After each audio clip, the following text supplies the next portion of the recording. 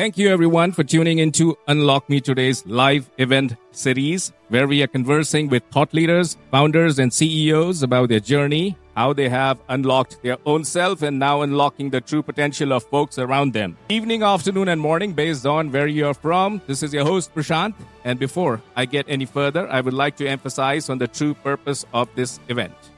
We aim to unlock the true potential of folks who are in constrained environments, maybe not able to get enough time to connect to their role models, or maybe unable to break through their extremely preoccupied, mundane life, or maybe the internet buzzwords are adding friction to harness positive changes. No matter what the reason may be, there is value in staying towards the end of this event.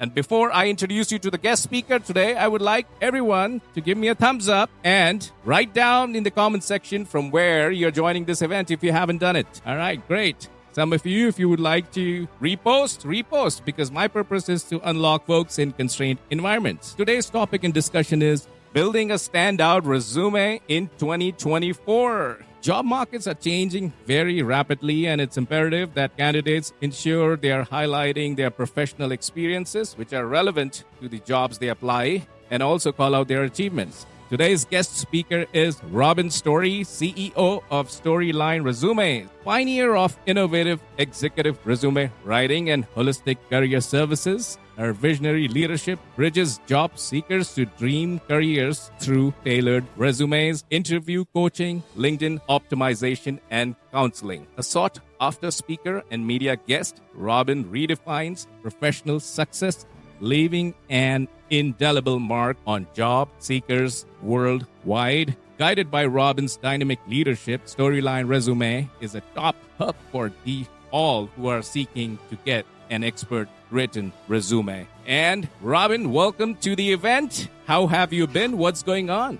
Hello, Prashant. Thank you so much for having me. And wow, I feel very special after you just did that little ditty. Hi, everyone. Nice to see you all here. Nice to see all of your faces here. Robynn, I have a lot of questions for you. Everybody has a lot of questions for you. But before that, you have authored a book recently, Career Confidence, No BS Stories and Strategies for Finding Your Power. Why did you write it?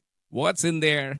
And why should one buy and read it? Let us know about it. Oh, that's so nice. Thank you. Yeah, it was really exciting. If you follow me on LinkedIn, but you know that I have sort of a tongue-in-cheek attitude about everything that happens in the, job search space and the, career coaching space. And I've been approached through the years to write a book. And finally this year was the year that I said yes. I'm working with Wiley Publishing. The book is coming out in April, and it's sort of a funny and insightful and storytelling book about my business, which has now been in business for 24 years. We employ 70 career interviewers and executive resume writers and career coaches here. And through the years, we've worked with hundreds of thousands of customers across the globe. And everyone has a story, and every story is unique, and some of them are funny, and some of them are awful, and some of them are inspirational, and some of them are, to the heights of success. And that's really, what the book is about. It's a little bit about my life and this business and the phenomenal folks that I've got to meet along the way. So if you follow me on LinkedIn, you'll know that it's also pretty funny. Great. Thanks, Robynn, for letting us know about it. We're going to share a link as well in the comments. If you follow us, you will get the link where you can pre-order that from Amazon.com. Robynn, so today's topic is building a standout resume in 2024. What has changed in 2024? Well, news says that there are a lot of jobs which have come in the month of January, and around 353,000 jobs. So let us know, what are you seeing from your point of view?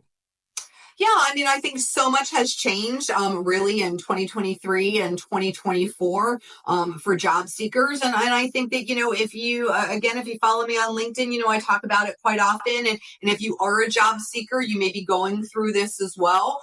There's been so many different challenges that we've been through over the course of the past couple of years that, most careers really haven't seen. It's the layoffs, and then the sort of hiring frenzy, and then, more layoffs, and then, more hiring frenzy. It's been sort of a roller coaster ride.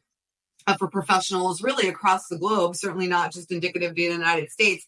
But the universal theme is here that looking for a job is a hell of a lot harder than it used to be. I'm old enough to recall that you went to an interview or two, you got an offer in a few days, and you started a new job. They provided training and development and support for your career. And sometimes you stayed a year, sometimes you stayed, 40 years. Right now, what we're seeing in the market, and I think anyone who is looking for a job can attest to this. And if you're on LinkedIn, of course you are because you're here. But if you're on LinkedIn and you're reading some of the stories, it's pretty heartbreaking what's happening. Job search is taking a monumental amount of time. Not for everybody, but for a lot of people. There are a lot more hoops to jump through. A lot more interviews. The timelines are very long. The requirements seem to be, elbow deep, and looking for a job in 2024 seems to be quite a bit harder than looking for a job in, say, 2000. A lot of things are happening here. You know what? It's so unfortunate. A lot of people lost their jobs during COVID, and some joined, and then again they got laid off, and then again they joined somewhere else, and then again they got laid off. So some of the folks are just like looking for jobs from last 3 to 4 years, not getting a stable career. What kind of advice and input do you have from a resume point of view? How should they cover their gaps, and how should they talk about layoffs? Sure, absolutely. So, clients that we've worked with, they've been laid off twice in the past year, 2 short-term positions and 2 contract positions. You would just really on your resume put 20 to 2022, and then, a little title about what you were doing. You were a project leader, you were information technology consultant, you were a business development representative. And then you can say, took a job in 2020, laid off 7 months later, took a contract position, a few months after that, yada, yada, yada.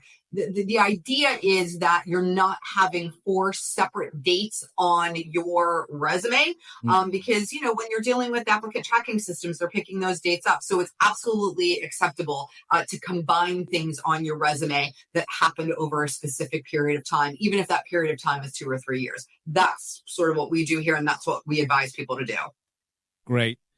And how about, in the interview, sometimes some of the hiring managers are very specific that, hey, I want to hire someone with a steady career, as if that folks have their careers in their hand off. So, how about from a preparation point of view, any inputs, how folks can have a strong to address cut questions when they come? Yeah, I think that, it's really important to reiterate that, if you were laid off during the pandemic or beyond, if you were laid off last year, if you were laid off yesterday or a week ago, there's a lot of layoffs happening. I think that you always want to reiterate through no fault of your own. So, if I were talking in an interview, I'd say through no fault of my own. The company was going through, some pretty steep economic challenges. The company was doing this or doing that. Whatever it is that you were laid off for. And everybody, should really know what they were laid off for. It was a reorganization, it's a cost-cutting move, or whatever the case may be.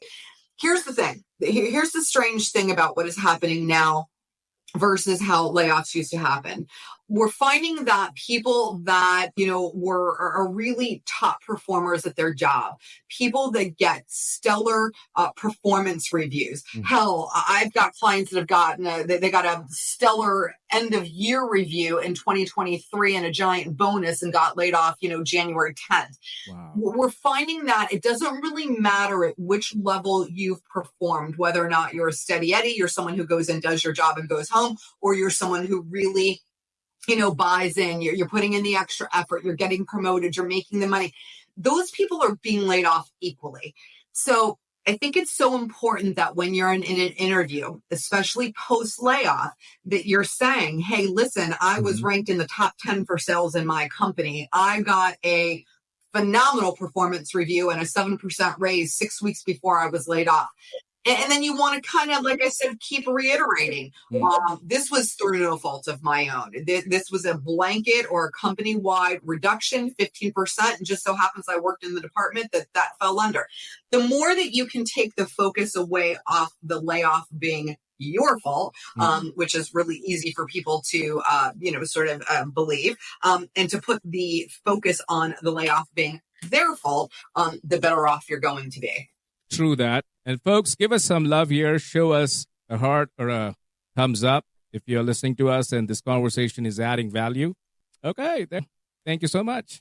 Robyn, what are the do's and don'ts in 2024 one should keep in mind while they are presenting their resumes to the hiring manager or employer? Yeah, I mean, the dues in 2024, I think, have been really consistent, as it has been in previous years. I'll tell you a little story first, and then I'll kind of get into the do's and don'ts. So a couple of days ago, I was in my LinkedIn messages, and a young man sent me a note, and he said, I'm really having a very difficult time. I'm not finding anything at all. I'm applying for positions. He wasn't someone, that was sort of at the level that we work with. He was a couple of years out of college. We don't really work, at that level. And he said, would you mind taking a look at my resume? And I get that request a lot. About 40 or 50 times a day, someone will message me and say, hey, can you take a look at my resume? Sometimes I can, sometimes I can't. And, I always send a nice response, or I give them some tips or some advice or some resources or whatever. But anyway, I just had a minute that morning. It was early in the morning. And so I popped it open. And in his resume was literally a list. It was a list of companies, his job title, and maybe like one little line about, his work there. The key to a great resume hasn't always been the backstory, right? So whenever you are creating your resume, having your resume done, improving your resume to, get better results in your job search, there's a couple of key things. The first thing you want to do is tell a little bit of a ditty about the company. Mm-hmm. Now, if you work for Google, you work for Microsoft, obviously you don't have to do that because, everybody knows who those companies are. But if you work for, Joe Schmo's distribution company in, Cleveland, Ohio, you want to maybe say Joe Schmo's distribution company is a $40 million company providing distribution services to, key leaders in retail, restaurant, and hospitality, whatever. You want to give a little bit of context about the company that you work. I always love to see revenue, the size of the company that you work for, because I think it's important that people are able to sort of conceptualize the environment that you're in. Mm-hmm. Then the second thing you want to do is sort of tell a little bit of a story about, what your job entails there. So let's just say, for the sake of argument, that you're the manager of accounting. You want to say, I'm the manager of accounting. I have a team of 12 people here, and maybe break down, maybe you have a couple of senior accountants, you've got some payroll folks, or, whatever. Then you want to get into the story. Mm-hmm. You don't have to describe your job as an accounting manager. If I'm a recruiter, I'm a hiring manager, and I'm hiring an accounting manager, I already know that you're balancing the general ledger. I already know that you're doing the books. I already know that you're, processing payroll. What I'm looking for is what makes you you and what makes you valuable. So that would be things like, when I came on board here, the staff was half staffed, or, maybe we didn't have the right people in place. Maybe we didn't have the right technology tools, and I got my company on board to invest in some better tracking for our financials, or maybe I, hired, 4 new people. Maybe I was able to identify some cost overruns, opportunities for cost savings. These are all the things that if I'm hiring an accounting manager, mm-hmm. That's what I would be looking for. So, instead of really focusing on the describing of your job part, focus on the describing of your impact part. And that seems to be where everyone misses the mark. So you want to make sure that every takeaway I have for the last 3, 4, 5 jobs that you're focusing on your resume, I have a really good idea of what you bring to the party once I've read through that resume. Wow. Great. Well, focus on the impact part. Great. That's some great input. Thanks, Robyn. And Robyn, hey folks, we're gonna take some questions as well after maybe 10 to 15 minutes, and you have an opportunity to ask questions to Robyn. So get prepared. And Robyn, so coming to this particular thing in 2024. Now, anything what an individual do. Okay, let me take a step back here. There are 2 kinds of folks who have been getting interview calls, but they're not getting through. And there are folks who are not at all getting calls.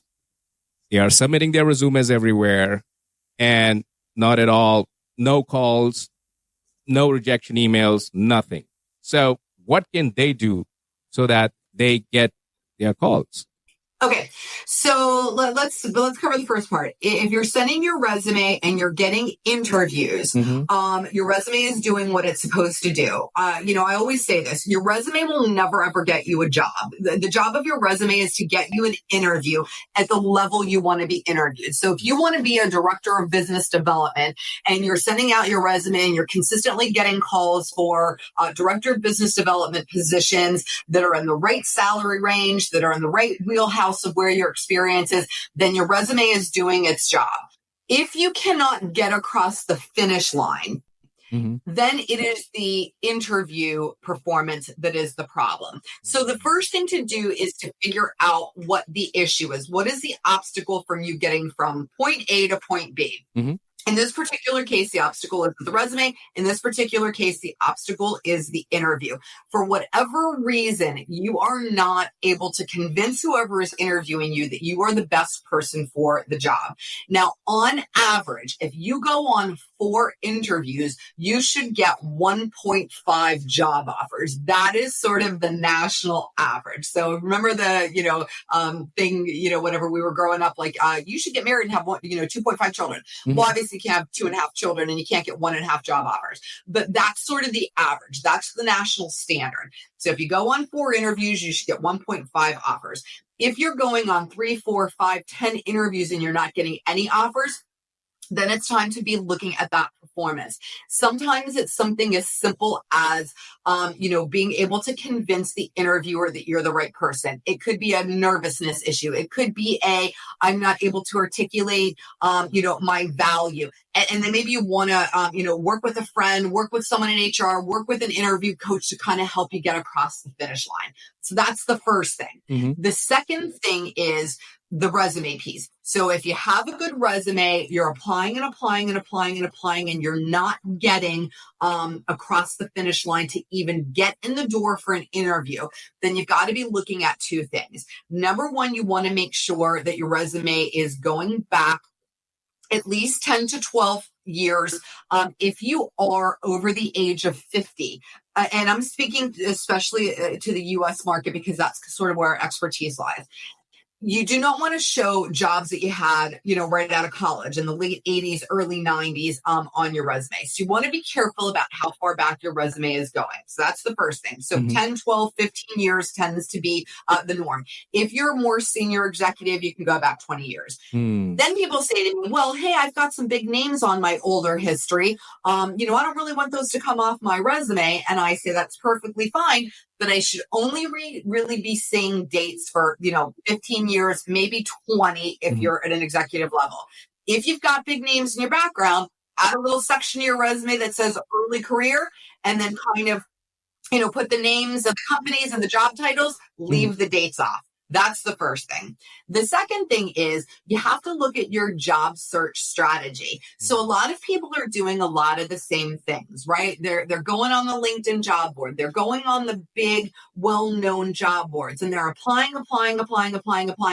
They're sending out lots of resumes, but they're not doing 2 things. Number one, they're not making sure that they meet all of the criteria for that position, right? So anytime somebody posts a job, sometimes they've got 10 requirements, sometimes they've got 12 requirements, sometimes they've got 20 requirements.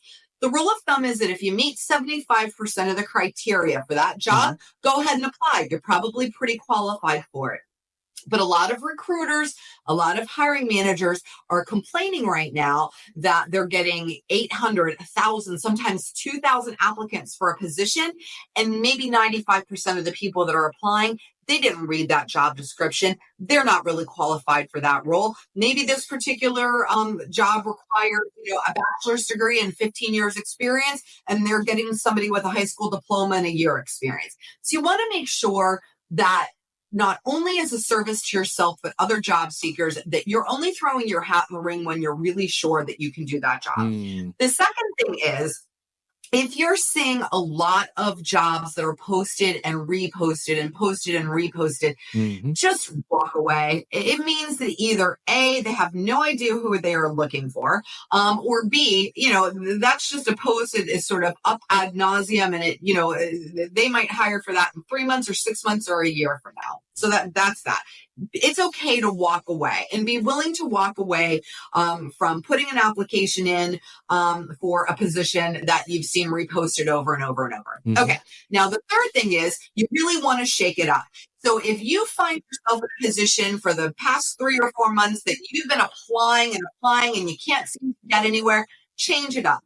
Get off the job boards that you were on. Find some new ones. Learn how to network in a better and more effective way. A lot of people reach out to me and say, I'm networking. And I say, how are you networking? And they say, well, I find the post and then I find the recruiter and then I send them a note and nobody messages me back. That's not networking.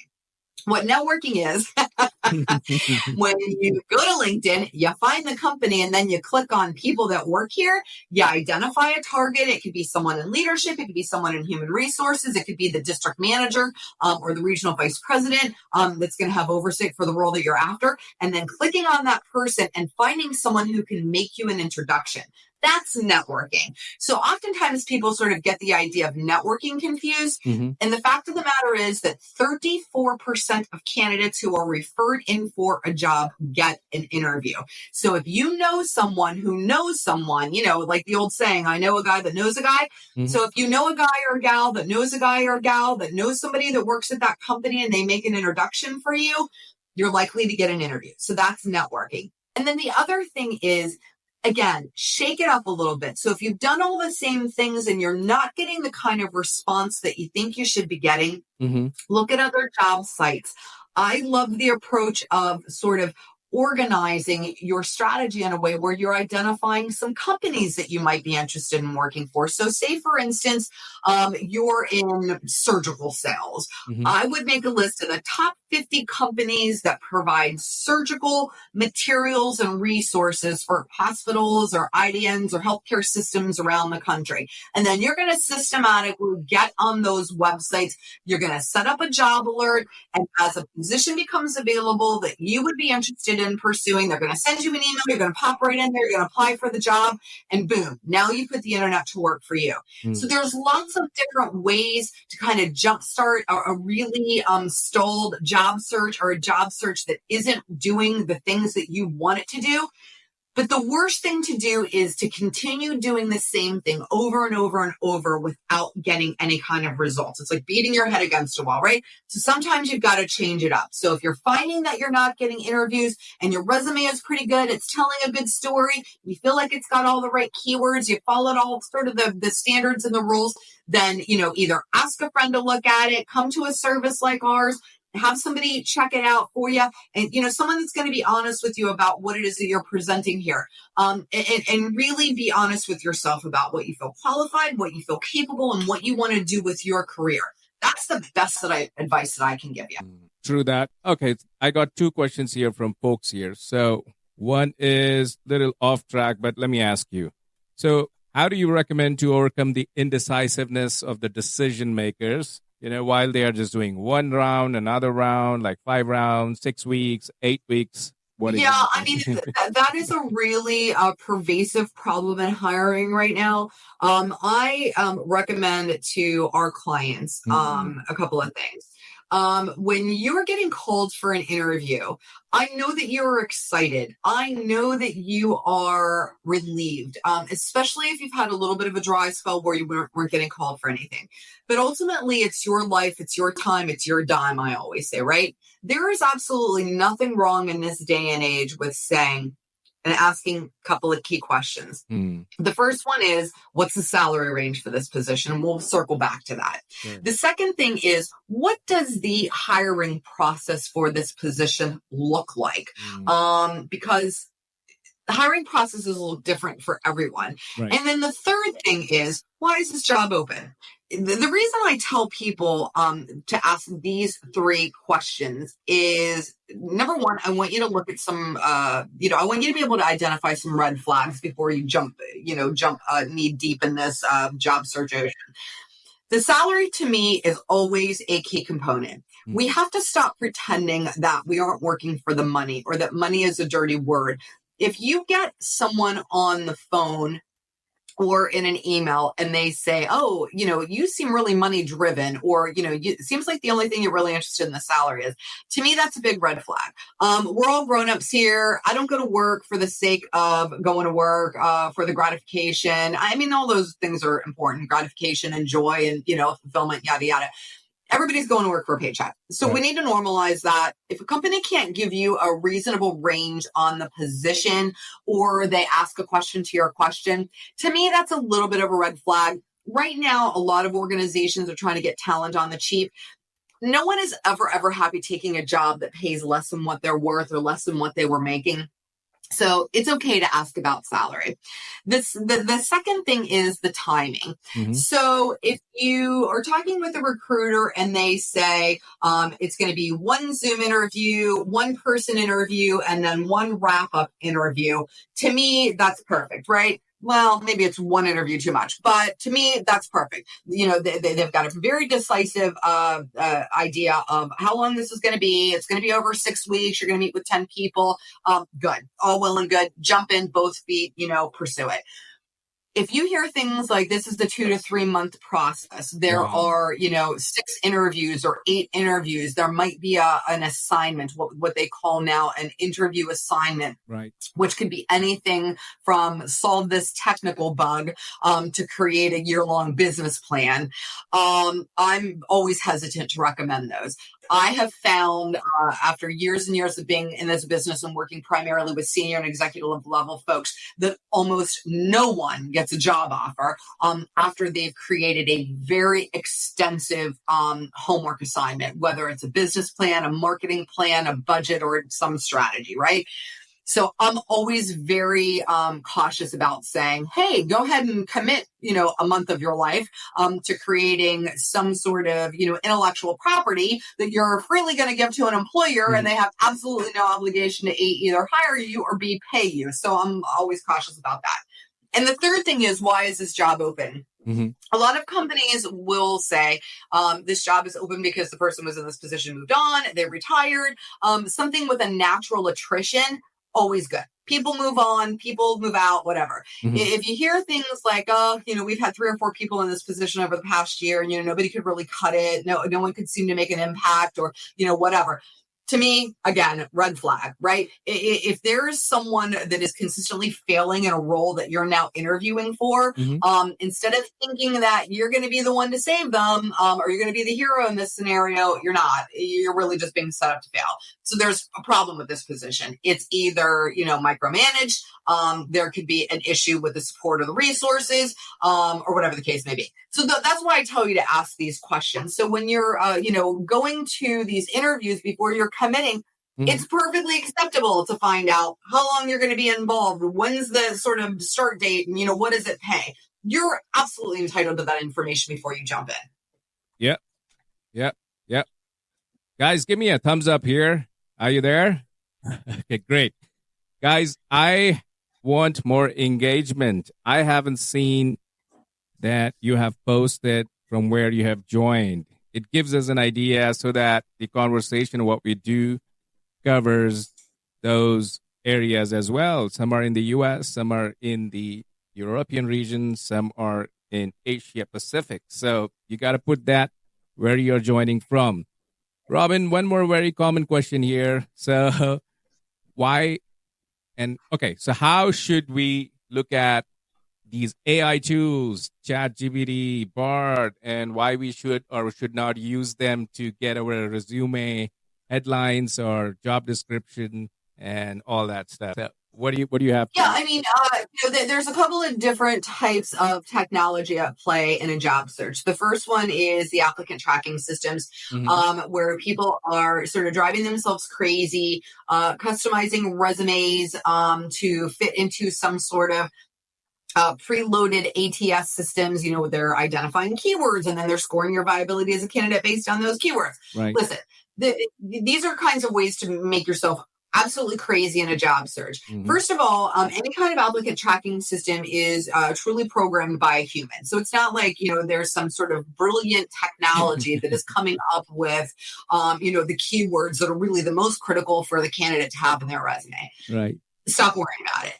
the first thing is, if you're telling a good story about your resume, if your resume is not trying to be all things to all people, if it is focused around a job target or a group of job targets that are similarly related, and your resume has enough content that is telling your professional story, you're going to have the right keywords organically. So I want everybody to stop worrying about ATS systems, because there's no way to beat it. You don't know who's programming it. You don't know what keywords they're looking for. So stop worrying about it, because you're never going to win. So I always use this example. Like if I were hiring for, a chief operations officer, a C-suite role, one of my requirements wouldn't be good communication skills, right? Because I'm going to assume that at this level of the game, if you're in a C-suite position, you're making, $500,000 a year, and you've grown businesses, you've led people, you know how to speak, you know how to communicate. So it's a lot of really generic things, and it's not something that we would ever put in a resume. And that's sort of, where we work with a lot of those folks. The second thing is, again, you don't know who's picking them out. So a lot of them can be very elementary. Again, not something you'd have in your resume, or they could be so specific, maybe a technology software that you don't know, or, some sort of business philosophy that you've never had. You're not going to be a good fit anyway, so you're not going to worry about it. So I want everybody to stop worrying about applicant tracking systems, because you're never going to beat it. But if your resume is telling a good story, you're always going to get through. That's the first thing. So the second thing is the AI tools. Right. So I love AI. I think it's a great tool to use. AI generated resumes are very generic because they're not really telling your story. When you go to an AI tool, you're going to plug in information, and then it's going to spit out bullets. And we've done this here as a test, and it kind of reminds me of resumes that we wrote back in the 90s, right? Very bulleted, very job description-y, very, specific around explaining what this thing does, right? That's not really how you write resumes anymore. It's certainly not how we write resumes anymore.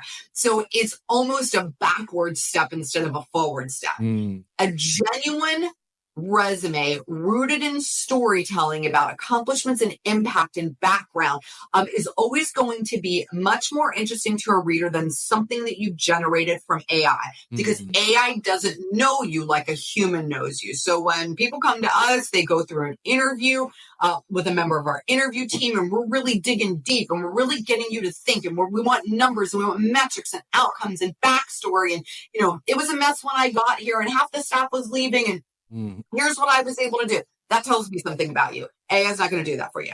The other thing is, you would think that from a hiring perspective, in sort of a function that is so rooted in technology, that they would be all for AI tools. But now all of a sudden, what's popping up is, now there's these AI detectors. Companies it's okay for them to, sort of relegate you to a group of keywords.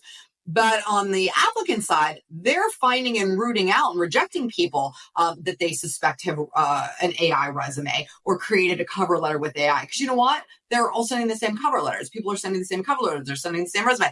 They don't want that. They want to see that you put the effort in. So, if you're looking for a definition of irony today, there is one for you.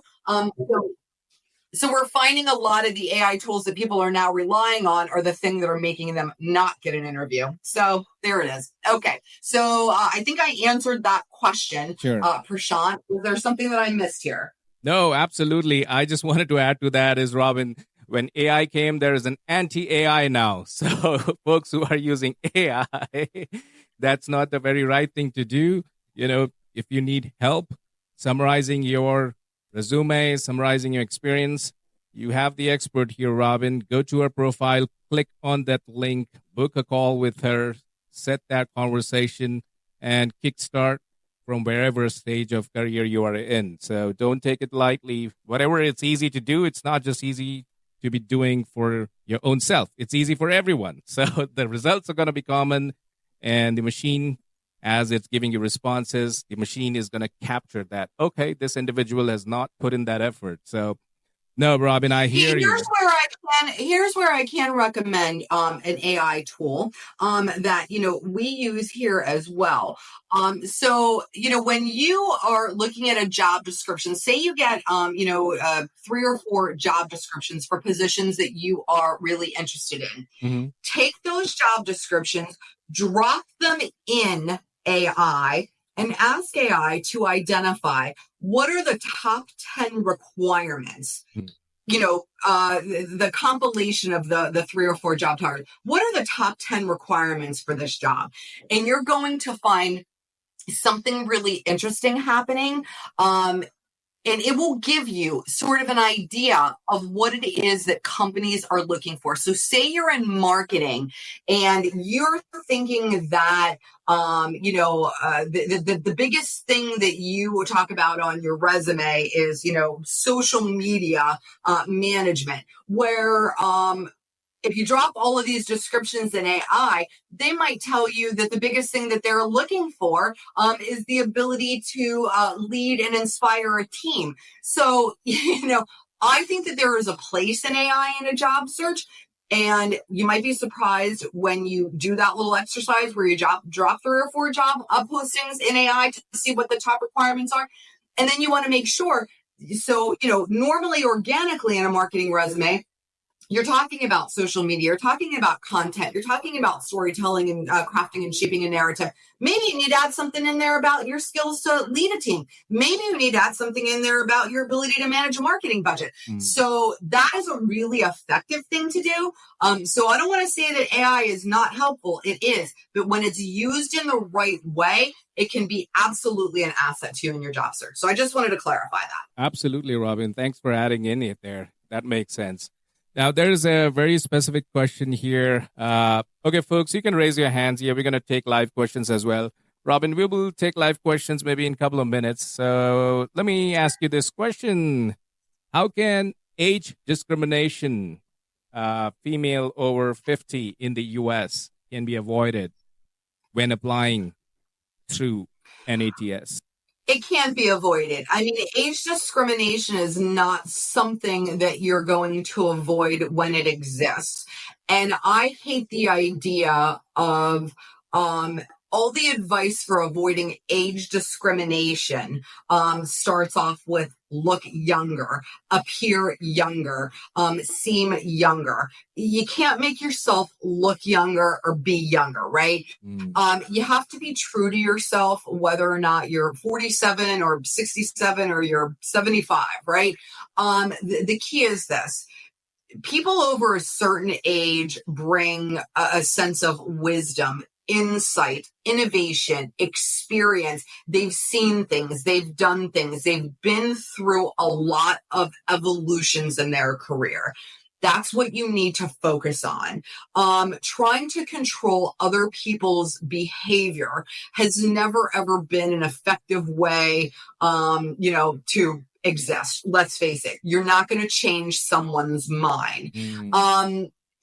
If they have a sense or they've been known to discriminate in the past, you're probably not going to get a job there. Yeah. There's no way to overcome that other than to be a different age, and we can't do that. So our recommendation always is to own who it is that you are. Be proud of what it is that you've achieved. You need to be looking at organizations that have a mix of, people from all kinds of different backgrounds, all kinds of different ages, all kinds of different industries, all kinds of different experiences. Those tend to be the companies that are, the most highest performing. If you are, 65 and you're looking for your next adventure, maybe a startup organization run by, 23-year-old, tech gurus is not your place, right? Absolutely. I mean, maybe it is, but, from a grand scheme perspective, maybe it's not. So, instead of trying to mask who it is that you are, own who it is that you are, and make sure that your resume, how you are presenting yourself and packaging your experience is something that really transcends that. But we're never going to change age discrimination in this country. that, when hiring practices are inherently passed down from generation to generation, that allows people to believe that it's okay, number one, or that people over a certain age don't have value to bring. So I don't know that was the answer that you were looking for, but that's the one I'm going to No, it's good that we discussed about it, because a lot of times people have question, at least they have a direction here and opinion. So, okay. So Robyn, we're going to take live questions now. We got a few hands which are raised. I'm going to just pick up. So guys, we got a lot of people who have raised hands. I'm going to ask you to keep it short, crisp, to the point, 20 seconds, put your question forward so that we can take maybe a minute and max 2 to answer that. All right, Tia, here you go. You got the microphone in 3, 2, 1. And over to you, Tia. You can ask your question. Why is it? Okay, for some reason, okay, there you go. Lance is up. All right, Lance, you can unmute yourself and put your question. Your 20 seconds. Okay. Hi, I'm here. Prashant, can you hear me now? Loud and clear. Okay, hi, Robyn. Thanks. A quick question then. Job descriptions. I find it's like a pet peeve of mine. When I start reading it, it gives you like 2 or 3 paragraphs about how great the company is. It almost looks like they're building a job description for their shareholders, not for the employees or the prospective candidates looking at the role. So I'm curious if you have any advice, for clients, because I've often said, look, what's in it for the job applicant? Stop talking about your company for a minute and give them, rejig the job description so that it talks about, hey, here's what you're going to experience when you come to work for us. Does that make sense? I'm curious if you have thoughts on that. It 100% makes sense, Lance, and I'll be very frank with you. It's something that I've been questioning for about 1.5 years now, and I'm certainly no conspiracy theorist. I tend to believe everything that everyone tells me, and I think that people are being very genuine and forthcoming, but there's something a little bit fishy happening with a lot of these jobs and these job descriptions, and you're absolutely right. So when Prashant and I were talking earlier today, we were talking about the numbers, which seem to be misleading. So many people out of work, yet so many jobs being added. Jobs that are posted over and over and over and over, I think have been sort of leveraged to prop up jobs numbers, to show their stakeholders, to show their shareholders how and why it is that they are so successful. Because look at all these people that we're hiring. And I agree with you. Job descriptions or job, postings should really say, here's a little bit about the company, and here's what we're looking for as far as a candidate is concerned, and here's why you should want to work here, right? You should want to work here because, we pay the best, because, we're really fun, we're nice people, we have great longevity, we've got a really great benefits package. It really needs to be a give and take. But anytime there is a shift in the dynamic between who is in charge, the employer or the job seeker, you're going to see that when the employers feel like they have the upper hand, it's all about them. When the employers feel like they need to attract talent, or, it's a buyer's market, you'll see the opposite to be true. Then it's all about, here's what we can do for you. Please come and apply for our company. So if we could just get to somewhere sort of in a happy medium here, I think that would be great. But I think that the job descriptions that are out there are much more reflective of who has the power right now than almost anything else. Yep. Great. Thanks. Thanks, Lance. All right. So, Chanceline, did I say your name right? So, where are you from? What's the question? Your 20 seconds. Awesome. Thank you. Yes, Chanceline, and I'm from Charlotte, North Carolina.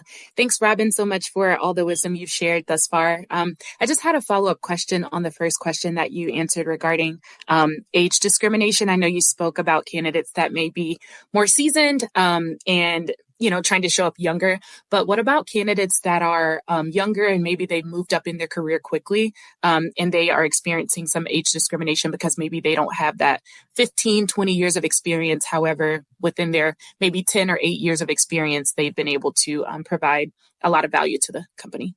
Yeah, absolutely. I think that's such a great question, and lovely to meet you as well. Look, we always used to say, hey, we want our leaders to be gray haired. We want them to be older. We want them to be this. We want them to be that. But the fact is that there are going to be young people. I've met just as many 25-year-old, CEOs as I've met, 55-year-old CEOs, right? I think the rule of thumb is always going to be as honest and true and genuine to yourself yourself and your abilities, and don't ever apologize for it. If you go to an organization that is looking for, say, a chief technology officer, and you feel like you are being discriminated against because you're too young, quote unquote, to hold that role, it's probably not a company you want to work for. We really need to do a much better job of shifting perception around age. That is not a problem that we are going to solve today. A lot of times people who are younger, very accomplished, very educated, they feel like they need to mask that. I say never. You own that. If you got that PhD, you put it behind your name. If you are a chief technology officer or a CEO or a COO, I don't care if that company made, $10. That's who you are, because you've been responsible for the leadership aspect of that organization. The best thing that you can do is tell your story to convince someone that you are qualified and capable to do that job. And the only way you're ever going to do that is by showcasing and sharing the results that you've been able to influence. Everyone has a preconceived notion in the back of their mind, whether they'll admit it to you or not, of what this candidate, for this job should look like. It's our job to convince them otherwise. All right. Thanks, Chancelyn. I got your reaction there. All right. Thank you. And okay, so we will go with Tia, Chad, and then Irma. Yeah. Over to you, Tia. Okay. We can't hear you if you're speaking. Nope, we can't hear you. All right, Tia, we're going to come back to you. And all right, so over to you, Chad. Prashant, Robynn, thank you so much for this. Robynn, you had mentioned earlier cover letter in passing. I know this was about resumes, but what's your take? What's your perspective on cover letters? Hi, Chad. Look, it's kind of funny. I always say, hey, I think cover letters are bullshit. Nobody is reading them, and, we get paid to write them. So here's my take on cover letters. Always include one if you're asked for it. So if you go to a job board or you go to a posting and they say, hey, include your resume in your cover letter, have a little short snippet of a cover letter, a paragraph or two, attach it and send it on. We've been doing this for a long time. We have written bazillions and bazillions of cover letters, right? For the most part, 99.9% of the time, it's not the thing that's getting you in the door. It's a check the box exercise. Give it your all. Don't spend a whole lot of time on it. Include it if they ask for it. Other than that, send your resume. Thank you very much. You're welcome. All right, Vanita, you're next. And then Irma. Thanks, Prashant and Robynn. I have a question about encounter offer. I'd just like to know your opinion on that, because I know most of these candidates, they're really desperate for jobs sometimes, and when they have the offer, they take that offer and then they sell that offer and get counter offer. So I'd like to know your opinion. Yeah, I mean, you're going to find a lot of times that people who feel undervalued, underappreciated, or underpaid in their job, they're going to conduct a job search. They're going to go and get an offer, and then they're going to go back to the employer that's underpaid, undervalued, and underappreciated them and wait for a counter offer. I always say never accept a counter offer. If a company is not valuing you now, and you forcing their hand really just puts a target on your back, right? They're looking for your replacement before, as soon as you sign the counter offer. In very rare instances, you might find a situation where, especially if a company is growing or they might be understaffed, or maybe the leadership really isn't there and, it's been overlooked, you didn't get your raise, or maybe you're not making what you're worth, and, but you're so valuable that they, sort of realize the error of their ways, and they make you a great offer, and you feel like they're really genuine. They love you, you love them, and, you want to stay and you want to be, then okay, do it. But for the most part, if a company, if you're conducting a job search because you're not happy in your job, and then you keep the same job after you've conducted a job search, it just doesn't seem like a smart decision to me. So there's a reason you're looking for a job. Move forward. Don't have any guilt about it. Don't feel bad about it. Don't look backwards. Go and take the job. Great. Thanks, Vanita, for your question. And Irma, over to you. And Irma, you are on mute. So once you unmute, okay, we move to Jakub. Over to you, Jakub. Hey, how's it going? So I got a question. So I'm a European. I'm actually from Poland. I currently live in Kansas City, Missouri. Hello. Hey, how's it going? Good. And I feel like there's a little discrimination for the foreign people because we cannot really express ourselves like the people that they native English languages, basically. And very often, like I feel that whenever I go to the interview, I try to maybe oversell myself because I know my results at the end of the year. Most of the companies that I worked for, had a department that I worked in had significant increase in their revenue or results by the end of the year. And when I go to the company for the interview, I'm trying to, express myself, sometimes oversell myself, my English language kind of discrepancies are coming out and I'm being kind of overlooked in the process. How do you overcome that? Yeah, I mean, look, we're a nation of immigrants, right? I mean, the fact is that this sort of goes back to the age discrimination thing. You are someone who is experienced in your job. Your English sounds amazing. The accent is phenomenal. I mean, Americans love an accent. So you got that going for you. But the idea is this. You're either qualified for the job or you're not qualified for the job. People come to the United States from lots of places around the globe. It's the American dream, right? I mean, I'm not going to get into the political piece of this or the, idea of, what's happening with immigration here, but either companies want to hire the folks that are best qualified or they don't. We've had such a huge move toward diversity, equity, and inclusion in this country over the past 3 or 4 years that you would think that our dedication and by how loudly organizations have been screaming from the rooftop that they're all about diversity, equity, and inclusion, that we wouldn't even be having this conversation, right?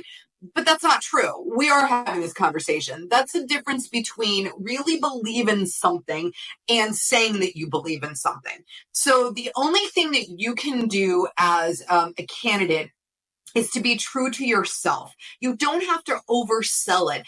As a supply chain supervisor, you own whatever it is that you own, whether or not that's people management, whether or not that is, a team, whether or not that is scheduling, whether or not that is, budgeting and project oversight. All you can do is talk about what it is that you do and why you're damn good at doing it. Yeah. Outside of that, everything else is noise. So there's nothing wrong with being able to vocalize how it is that you bring success to a supply chain, whether or not you do that with a Polish accent or an Indian accent or an Italian accent or a South American accent. That's who we are. It's who you are. And if they can't see that, or they don't want to hire you because you are someone that doesn't sound exactly like them, probably don't want to work there anyway. And I hate to say that about that because so many people say, oh, you dodged a bullet or because you want to get a job, right? You want to be considered. But when you're talking about such a fundamental disregard for someone because they are speaking in a language that maybe they're speaking in English and that's not their first language, it's really icky for me. I mean, again, a country of immigrants that shouts diversity from the rooftops, and you go to an interview and you don't feel comfortable, you feel like you're being judged. Probably not a company you want to work for. Awesome, thank you, Robyn. You're welcome. I'll keep that in my mind. I love the point earlier where you said that, you don't want to sell really what you're doing at the job. You want to sell your results. And, coming back to that as well, companies got different UPHs, different kind of statistics over there where, it's sometimes you talk about how your UPH did over here, but, they look at it different over there and might not sound as good as you're expected. So. Right. Well, you know what? Results are results. It doesn't matter what country you're in, what company you're in, what size company that you're in. Results are results. It's sort of a universal language. Even, and again, getting caught up in that, we don't do it that way here. The U.S. sort of has a long-lived, ideation, that we do it better. That's not true. I mean, there's lots of companies and lots of countries and lots of peoples and lots of, backgrounds that do things really, really, really well. So, that's, we live in a global society. We need to be thinking in a global way. Awesome. Thank you, guys. Great topics. Thank you so much. You're welcome. So, Robyn, we just got a minute left for the event to end. We got two people, two questions. And all right, Dorian, over to you. Once you unmute, you're good to go. Okay. Dorian, we'll come back to you. So, Roman, you there? Yes. Roman, Yep. Can you hear? Hello, everyone. Can you hear me, guys? Yep. Hi, Roman. Hi, Robyn. Thank you very much for taking time. I also have some accent. Thank you, Jakub, for your question. I think it applies here that as well. And my question is about employment experience. So going through COVID, some companies laid off, and I have some employment history where I worked 8 months, then 1 year, then another year, and some companies, they consider these people as job hoppers and they don't want to hire them. So how I would explain this to my potential employer? Yeah, that I went through that's a this great question. situation? Yeah, that's a great question, and a lot of people have that. So first of all, you're not alone. And number two, we really kind of need to do away from a hiring perspective with, sort of penalizing people with gaps. Everybody has an employment gap. But the problem with employment gaps, or the problem with a lot of positions in a short-term amount of time, is these applicant tracking systems that we talked about, right? So you might be filling out an application, you're going through an applicant tracking system. That applicant tracking system is picking up 3 jobs in 4 years. Well, for a lot of people, that's viewed as a negative. Because they're thinking, well, this person, they had a lot of jobs. To me, that might say they don't really know what they want to do. Maybe they weren't a great performer. Maybe they were this, maybe they were that. There's all these sort of preconceived notions about what short-term employment means. And you can't change people's minds, but you absolutely can change your approach. So here's what I recommend. If you had like 3 or 4 jobs that were meaningful positions over 6 months period of time on your resume, instead of having from 20 to 2021 and then 7 months in 2021 and then 22 to 2023 on your resume, what you're going to do is you're going to put from 2020 to 2024, you're going to put a title, project manager, project engineer, chief operating officer, blah, blah, blah, blah, blah. Even if it was 3 or 4 different employers, as long as the job was similar, then you're going to put a paragraph on your resume that says, from 20 to 2024, I worked across 3 different organizations, experienced several layoffs because of the pandemic and the economy, but here's what I was doing. And then give a kind of a little bit of example. The thing that is getting you caught up is those dates, the 20 to 2021, then another job in 2021. So by eliminating that from your resume and sort of grouping things together, you're going to overcome that a little bit. Now, what you've become is a qualified candidate. And now when you get into an interview, you can kind of explain. It's very hard on someone in an interview from face to face to discount someone who is literally sitting across from you as a qualified candidate, because they got, laid off 3 times, during a global pandemic. It's easy to do it when you're hiding behind applicant tracking systems. So that's what I recommend. And again, sort of circling back to the earlier conversation, if you had jobs that are less than 6 months that weren't very meaningful, if you had a filler job or whatever, you can leave that off your resume in its entirety. I hope this helps you. Oh, thank you very much. It's so valuable, your input, and it's a good idea to pass at least ATS. Just sit in front of somebody and talk. Yes. ATS, the bane of our existence. Agreed. Yes. Yeah. Thank you very much, Robyn. Really helpful. I appreciate it. Good, Roman. I'm so glad. Great. Roman, thank you for your question. Thanks, Robyn, one more time. And Robyn, so you want to take one more question? Sure. Okay. So I got this. We'll pick up another individual, but I have this question in the comments. The standard convention seems to be listing your last 10 years, hopefully relevant, employment experience on your resume. How far back should my LinkedIn profile go? Okay, so the 10 years experience isn't necessarily the gold standard. If you have 10 years experience, by all means, talk about 10 years experience, both on your resume and your LinkedIn profile. But if you have 30 years of experience, go back a little bit further on your resume, 15 to 20 years, and then on your LinkedIn profile, you want to maybe go back 15 years. LinkedIn, because it's a public forum, people have short attention spans. They're not really looking at your profile to get the whole kit and caboodle of your history like they would on your resume.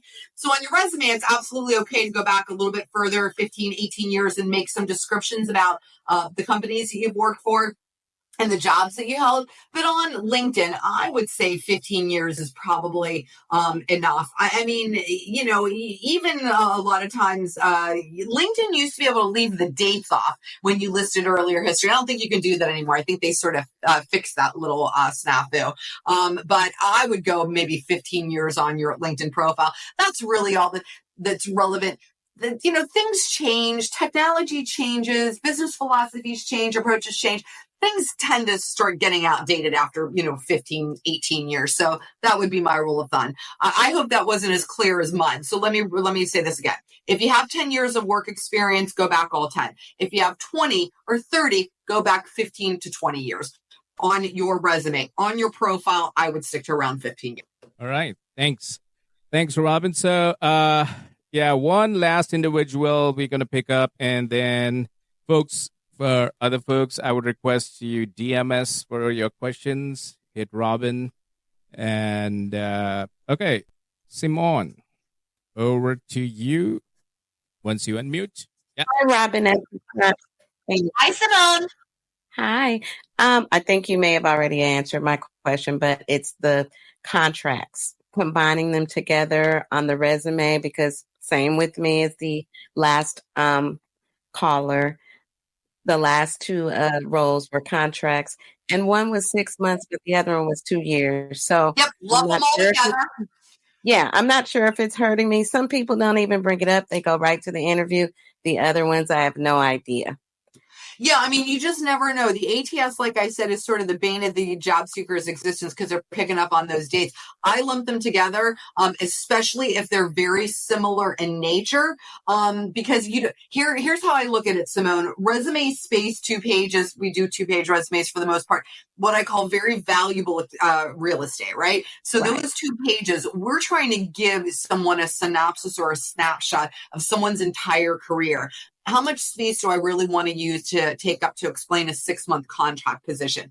But I will take up some space to explain several contract positions that, lasted over 3, 4, 5, 10 years or whatever. So, yeah, I mean, you're right on. Put them together, especially if they're similar in nature, and, go forth and, win interviews. That's you're doing the right thing. Yeah, they're all similar. So that's the only good thing for me. They're similar. That, to me, lends expertise.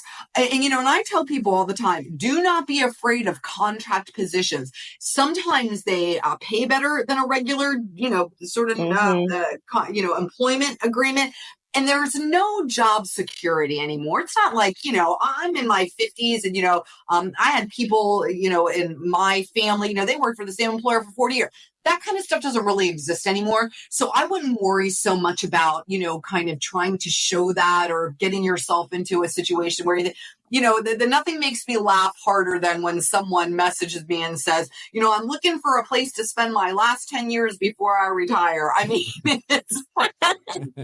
it just doesn't happen so much like that anymore. I'm like, just take the job where you're going to be happy for a couple of years, right? It's not like a marriage or like a lifelong commitment that we're making anymore.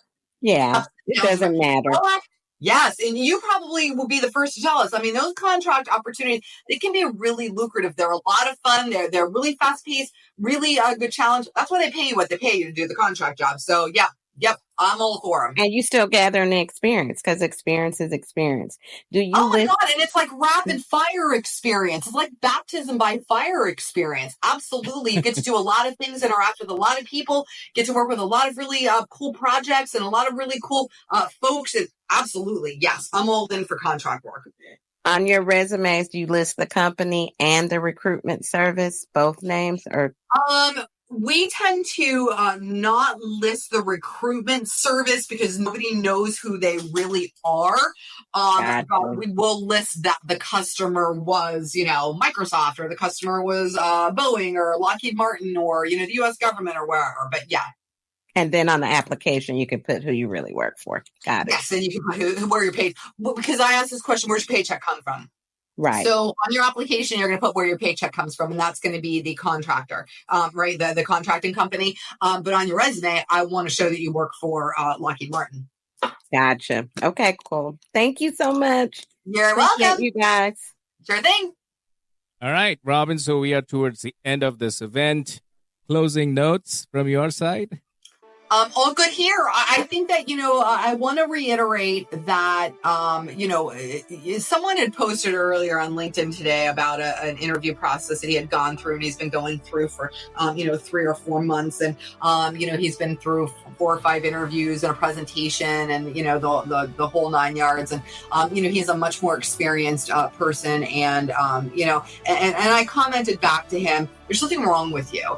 I feel like this job market has almost been tailored by design to make job seekers feel like there's something wrong with them, that they are somehow less valuable than they were a few years ago. A dynamic in a job search market that is leaning heavily towards an employer is going to do more to knock your knees out from under you, to try to knock down your confidence, to try to knock down how you feel about your experience or your value, with one end goal in mind, and that is to get you for less money. I like companies that are honest, that are genuine, that are going to pay people what they're worth, because we found out, and we never learn our lesson, but we've found out over these years that if you're getting underpaid, you're not staying. If you're a company and you're underpaying, you're not retaining. And then next year, when you're trying to fill these roles and the dynamic has shifted, now you're paying double, triple, what you were paying previously, and it's always out of whack. If everyone sort of approaches, how they structure salary, how they structure, employment contracts, with an honest and genuine approach that balances what the company needs and what the employee needs, then it's going to be consistent. And then we can get off this roller coaster that we've been on for, all of these years. But, ultimately, I always want to reiterate to people that there's nothing wrong with you. There's something wrong with the process. There's something wrong with the system. So, never doubt, the value that you bring. And if you are doubting the value that you're bringing, read your resume, talk to someone who thinks that you're amazing, send me a note and I'll tell you it. But, ultimately, we're all in this together. And I really hate that phrase, but we truly are. And if you see something that you don't agree with, the way that your company is maybe doing things, if you feel comfortable, stand up for people. It's the only way we're ever really going to influence real change in how we hire and how we attract and retain people. So there we go. Thank you, Robyn. Thank you so much. It's a pleasure hosting you. And folks, I just wanted to add that preparation is the key. Folks who are in pursuit of another job because they got laid off or there is some gap, preparation is the key. So keep preparing. And one more request is that read your resumes. A lot of people just share their resumes but forget to read their resumes. So do that. And do not forget to follow Robyn and myself on LinkedIn so that you can stay updated about our next event, get updated about what's new coming up. So thank you so much, Robyn. Once again, it's been great. All your points are making a lot of sense. And job seekers and people who wanted to gain insights, I hope you got something valuable out of it. If yes, give me a like here. Give me a like on the post. Thanks, everybody. You're welcome. Always a pleasure. Bye, everybody.